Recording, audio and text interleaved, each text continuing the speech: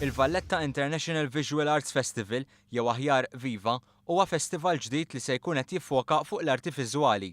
Rejf il-Vella, id-direttur artistiku ta' Viva, spjega l-iskop ta' din l-attività. Ħajkonna numru ta' attivitajiet marbutin mal-arti viżiva bħal pereżempju wirjiet, lectures, workshops, ħajkonna films illi ħajkunu qed isiru u barra minn hekk illi nlaqgħu artisti Maltin ma' artisti internazzjonali u anki nies oħrajn involuti fil-kamp tal-arti bħal kuraturi pereżempju internazzjonali ħajġu Malta. Il-festival se jkun organizzat bejn l-1 u s-7 ta' Settembru fiċ-Ċentru għall-Kreattività fil-Kavallier ta' San Ġagbu.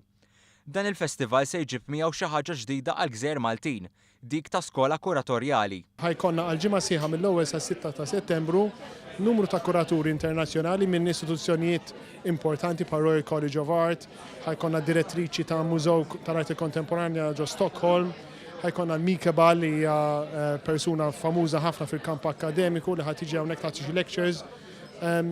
U dawk li japplikaw biex ikunu studenti ikollhom anki l-opportunità li mhux biss imorru għal lectures imma anki jippreżentaw xogħolhom u l-idejat tagħhom għal dawn lectures u jkollhom il-feedback. Preżenti għat-tnedija kien hemm il-Ministru għall-Ġustizzja, Kultura u Gvern Lokali Owen Bonnici li qal li dan il-festival iġorr miegħu 4 aspetti.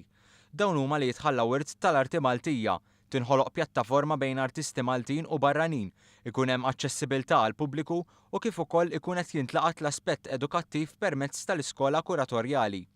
Is-Segretarju Parlamentari għar-Riċerka, Innovazzjoni, Żgħażagħ u Sport, Chris Ġus, enfasizza fuq l-importanza li artisti Maltin ikollhom toma ta' dak li hu xogħol barrani u viċi versa.